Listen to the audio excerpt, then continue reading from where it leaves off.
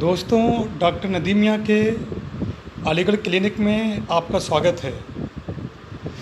आज मैं आपको डायबिटीज़ मेलाइटस यानी शुगर की बीमारी ग्रेड 1 और ग्रेड 2 यानी ये दोनों बीमारियां जो शुगर की होती हैं, एक शुगर कम वाली होती है और एक बीमारी जिसमें शुगर बहुत ज़्यादा होती है। ये दोनों बीमारियां यानी डायबिटीज़ मेलाइटस ग्रेड 1 और ग्रेड 2 ये दोनों बीमारियां रिवर्स यानी कि नॉर्मल सी में कैसे आएँ, यानी डायबिटीज़ रिवर्सल प्रोग्राम। तो मैं आपको डायबिटीज़ रिवर्सल प्रोग्राम के बारे में बताने जा रहा हूँ कि शुगर कैसे रिवर्स होगी। यानी जो शुगर का लेवल 450 है, 500 है, 550 है, 600 है, मरीज़ नॉर्मल सी में कैसे आएगा। और बहुत ज़्यादा पुरानी शुगर है जो 10 साल से ज़्यादा पुरानी है, 15 साल पुरानी है, 20 साल पुरानी है। तो ये जो शुगर है, ये शुगर का लेवल जो है within permissible limit means up to 120 milligram per decilitre कैसे आएगा, और ये जो है शुगर विदाउट दवा के कैसे सही होगी। तो स्पेशली ये सेशन में आज उन मरीज़ों के लिए कर रहा हूँ जिनका वज़न बहुत ज़्यादा है या वज़न ज़्यादा भी नहीं है, जो शुगर के मर्ज़ से ग्रसित हैं, जिसको कहते हैं मधुमेह का मर्ज़। तो इसका पूरा इलाज है, ये कारगर इलाज है। और एक बार अगर मरीज़ जो है रिवर्स होकर के नॉर्मल से आ जाता है तो वो पेशेंट नॉर्मल रहता है। कभी भी शुगर जो है फिर दोबारा जो है जहाँ पर थी वहाँ पर नहीं पहुँचती। इवन जो मरीज़ इंसुलिन पर चल रहे हैं वो मरीज़ भी सही हुए हैं, और मैंने उन मरीज़ को भी सही किया है। तो दोस्तों, मैं इसी के बारे में बताना चाहूँगा और बताने जा रहा हूँ। तो सबसे पहले मैं शुरू करता हूँ कि शुगर क्या है, शुगर का मर्ज़ है क्या। दोस्तों, हमारे पेट के अंदर एक ग्रंथि होती है अग्नाशय, जिसको अंग्रेज़ी में कहते हैं पेनक्रियास। ये जो ग्रंथि होती है, ये जो हमारा यकृत होता है, यकृत के नीचे दूसरा अंग होता है गॉल ब्लैडर यानी पित्ताशय, और उसके नीचे जो तीसरी ग्रंथि होती है दैट इज़ कॉल्ड पेनक्रियास यानी अग्नाशय। इसका तीनों के तीनों जो अंग होते हैं, इसका एक ही डक्ट होता है, यानी ब्लड की जो सप्लाई होती है वो एक ही पोर्टल मोटी सी वेन होती है, वो तीनों अंगों को ब्लड की सप्लाई करती है। सबसे पहले पेनक्रियास, उसके बाद में जो है गॉल ब्लैडर, और सबसे लास्ट में लिवर। तो ये जो है क्यों होता है, तो इसके बहुत सारे कारण हैं। सबसे बड़ा कारण ये है कि पहले अगर कोई व्यक्ति था जिसको शुगर नहीं थी, तो उसने जो है उसकी जो दिनचर्या थी, उसका जो रोज़ाना का रूटीन का जो काम था वो उसने करना बंद कर दिया है। यानी कि इसको कहना चाहेंगे कि ये बीमारी जो है पूरी तरह से हाजमे पर आधारित है, मेटाबॉलिज्म पे पूरी तरह से, उपापचय पे पूरी तरह से आधारित है। यानी कहने का मकसद ये है जिनका हाजमा सही नहीं है तो they can convert into diabetes mellitus. जिन लोगों का हाजमा अच्छा नहीं है, जिन लोगों का डाइजेशन अच्छा नहीं है, वो लोग जो हैं शुगर के मर्ज़ में जा सकते हैं। एक्चुअली होता क्या है कि पेनक्रियास का काम क्या है, अग्नाशय का काम क्या है। अग्नाशय का काम ये है कि जो हम लोग फूड यानी हम लोग जो खाना खाते हैं, और उस खाने के अंदर जो वो खाना शरीर में जाके अंदर जाके जो है सबसे पहले खाना जो है वो आहार नाल में यानी ईसोफेगस में आता है। मुंह से खाने के बाद में खाने की नली में जाता है खाना, और खाने की नली में जाने के बाद में सबसे पहले खाना आता है आमाशय में। आमाशय का मतलब है स्टोमक में आता है, और उसमें आने के बाद में फूड जो है वहाँ पर एजिमिलेशन होता है, बहुत सारी क्रियाएं होती हैं, इंटेस्टाइन में जाता है खाना और अलग अलग बॉडी के पार्ट में जाता है, और वहाँ पर जाकर के खाना डाइजेस्ट होता है। और जो खाना नहीं पचता है, नहीं डाइजेस्ट होता है, वो फिसीज यानी स्टूल में यानी टट्टी के अंदर बाहर निकाल जाता है। तो आपने ये भी देखा होगा बहुत सारे लोग इधर खाते हैं इधर निकाल देते हैं। तो इसका मतलब है कि they can be suffer from any colitis यानी हाथों में सूजन है, या जो है उनका जो नेचुरल एंजाइम जितना शरीर में बनना चाहिए उतने एंजाइम से नहीं बनना है, और उतना डाइजेशन नहीं हो पा रहा है। तो अब बात आती है जो अंग है मेन शुगर का, दैट इज़ अग्नाशय। तो अग्नाशय क्या आता है, जो हम लोग खाना खाते हैं तो वो शरीर में जाकर के शर्करा में कन्वर्ट होता है, शर्करा में जाकर टूटता है, और वो जो है शर्करा को अगन्ना से जो है वो डाइजेस्ट करता है, यानी कि हज़म करता है। तो पैनक्रियास के अंदर जो पैनक्रियाटिक एंजाइम्स हैं वो बनते हैं, और जब पैनक्रियाटिक एंजाइम्स हैं वो नहीं बनते हैं तो क्या होता है कि वो जो शुगर है यानी कि मीठा है यानी शर्करा है वो डाइजेस्ट नहीं होती और वो खून के अंदर ब्लड में उसका लेवल बढ़ता चला जाता है। तो दैट इज़ कॉल्ड शुगर और दैट इज़ कॉल्ड डायबिटीज़, और इसी को ही मधुमेह का मर्ज कहते हैं। यानी कि आप खाना खाते हैं, खाना खाने के बाद में शरीर के अंदर जो खाना जो है शर्करा में जाकर के बदलता है, और वो शर्करा को शरीर के अंदर जो अग्नाशय ग्रंथि है उसके अंदर जो पैनक्रियाटिन एंजाइम है वो हजम नहीं करता है, यानी कि शरीर के अंदर ब्लड के अंदर खून के अंदर जो है वो ग्लूकोज का लेवल बढ़ता चला जाता है। यही इसी को मर्ज को शुगर कहते हैं, और इसी को ही करेक्शन करना ये मेरी जॉब है। इसी को मैं सही करता हूँ, इसी को ही मैं कहता हूँ डायबिटीज़ रिवर्सल प्रोग्राम, यानी कि मुझको शुगर को सही करना है। तो दोस्तों, शुगर के बहुत सारे एनवायरमेंटल फैक्टर्स हैं। एनवायरमेंटल फैक्टर्स के अंदर क्या है, मोटापा है, कार्य करना, और बहुत लंबे समय तक कुर्सी पर बैठना, और हाथ पैरों को अंगों को न चलाना, और भौतिक काम करना, और खाने को हजम ना कराना, यानी खाना खाने के बाद लेट जाना या बैठे रहना, यानी कि थोड़ा सा जो खाने की जो क्रिया है वो जो है उसको पूरी तरह से डाइजेशन ना कराना, यानी कि खाना खाने के बाद में थोड़ा वॉक करना चाहिए 5-10 मिनट, ताकि जो है वो थोड़ा सा मूवमेंट हो इंटेस्टाइन में, पूरे पेट के अंदर, और वो थोड़ा सा जो है फूड जो है वो पूरे अलग अलग पार्ट में जहाँ जाना चाहिए वहाँ पर जाके डिस्ट्रीब्यूट और वहाँ पर जाके डाइजेस्ट हो। तो सबसे मेन चीज़ ये है इसके अंदर कि खाने का हज़म होना। जो खाना हज़म नहीं होगा तो वो क्या होगा कि फिर वो अपच और होगा तो वो पेट में एसिड बनने लगेगा, और वही सब डिस्टर्बेंसेस होने लगेंगे। और अपच जो है that is convert into the, यही चीज़ है कि अपच का मतलब ये है कि आपके शरीर के अंदर एंजाइम्स नहीं बनना है। तो हमारा जो मेन जो लाइन ऑफ एक्शन रहता है वो ये रहता है कि पैनक्रियास जो है वो काम करने लगे। जो पैनक्रियास काम नहीं कर रहा है, जो निष्क्रिय पड़ा हुआ है शरीर के अंदर, वो काम करने लगे। तो हमारा जो मेन लाइन ऑफ एक्शन रहता है वो ये रहता है कि पैनक्रियास अपना काम करने लगे, और उसके अंदर जो पैनक्रियाटिन एंजाइम है वो वर्क करने लगे, ताकि जो मीठा है यानी शुगर है, और जो शर्करा है जो फूड के बाद में टूटता है बॉडी में जाकर के, वो उसको जो है वो डाइजेस्ट करे, और खून के अंदर शुगर का level with A permissible limit रहे, यानी कि 120 मिलीग्राम पर डेसीलीटर से ऊपर ना जाए। तो इसी को ही दोस्तों जो है सही करने का जो है मेरा जॉब है, और मैं यही सही करता हूँ।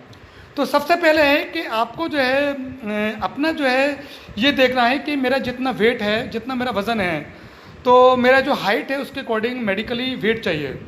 यानी कि अगर आपकी हाइट जो है 5 फीट 6 इंच है तो आपका मेडिकली वेट जो है 65 किलोग्राम तक चाहिए। 63 किलो है, 64 किलो, 65 किलो तक चाहिए। अगर आपका वज़न 68 किलो से ऊपर जाता है और तो 70 किलो के आसपास पहुंचता है, तो मैं ये दूसरे वर्ड में कह सकता हूं कि आप ओबीज हैं, यानी आपको ओबेसिटी है, यानी कि आपको मोटापा है, यानी आपके अंदर शरीर के अंदर फैट का कंटेंट यानी चर्बी का यानी वसा का कंटेंट ज़्यादा है।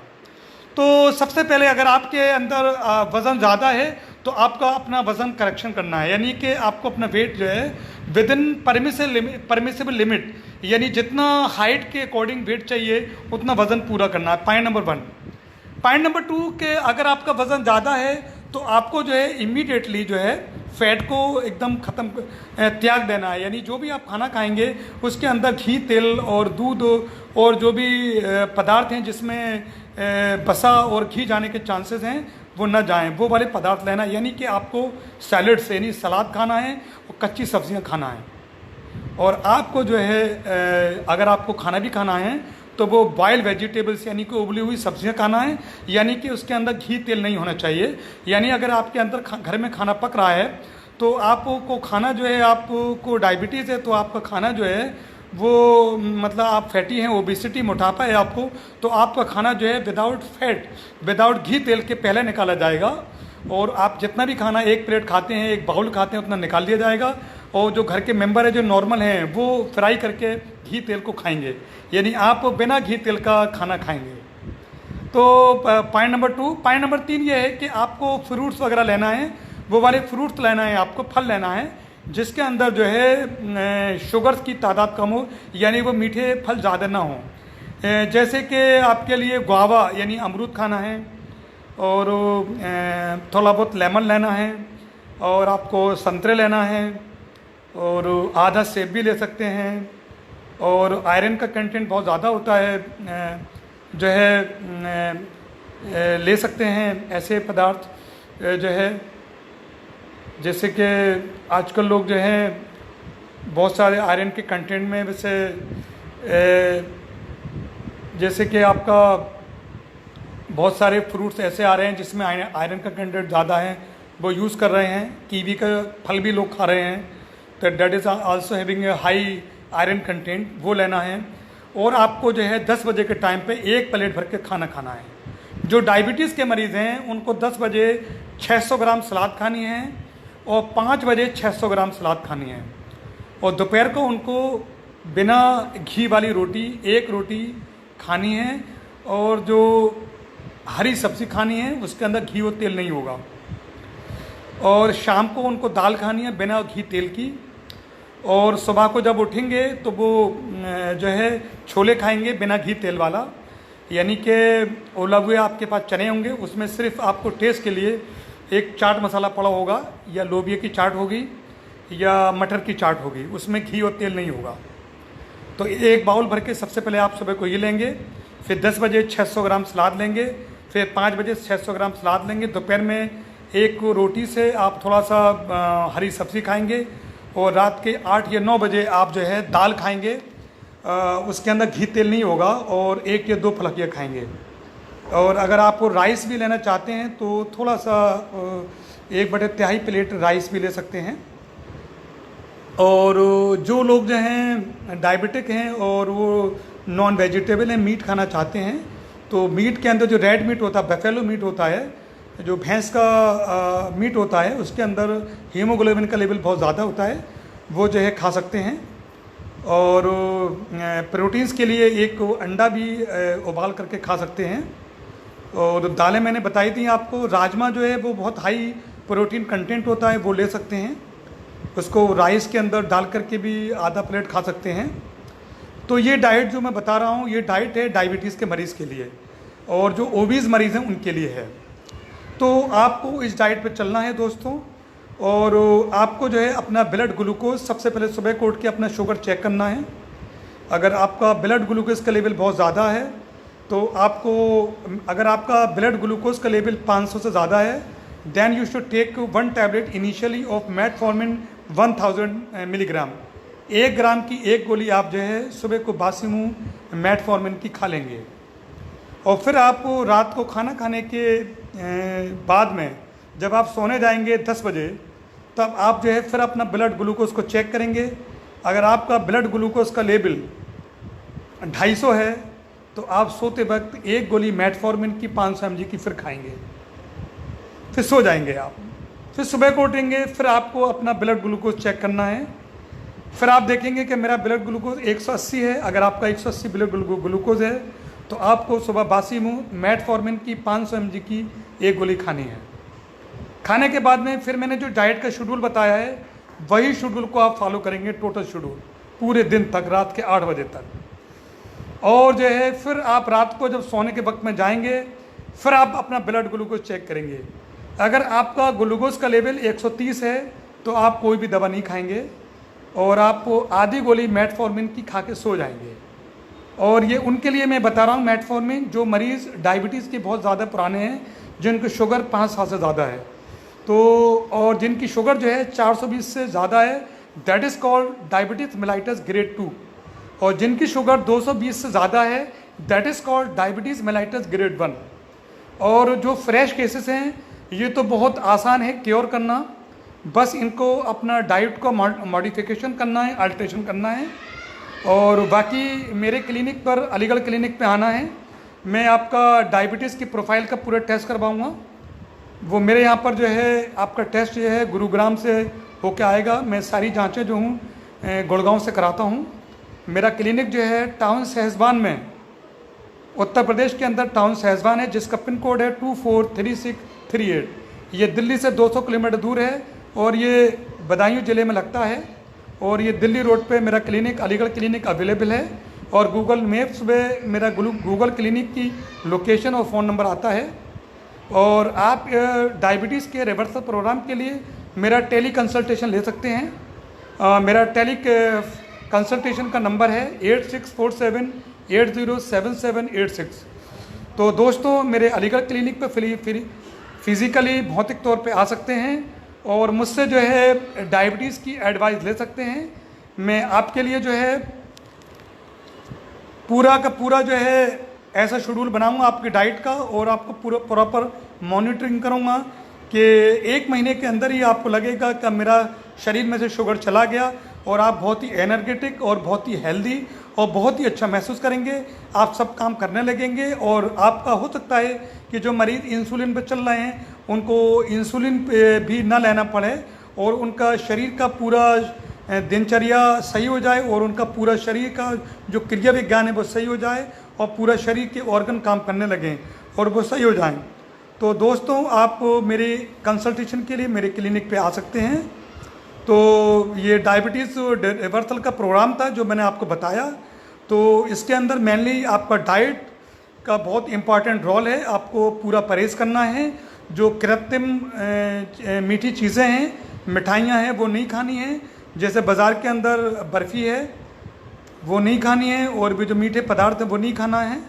और एक चीज़ और रखना है कि कभी कभी डायबिटीज़ के मरीज़ों की हाइपोग्लाइसीमिया हो जाता है, यानी शुगर का लेवल लो हो जाता है। तो उस केस के अंदर शुगर के मरीज़ को जेब के अंदर कैंडी यानी कि मीठी टॉफ़ी या थोड़ा सा जो है मीठी चीनी या कुछ भी थोड़ा बहुत रखना चाहिए, ताकि कभी भी चक्कर आए वो खा ले। और अगर डायबिटीज़ शुगर बहुत ज़्यादा हो जाती है तो इट कैन बी कंट्रोल, कोई घबराने की बात नहीं है।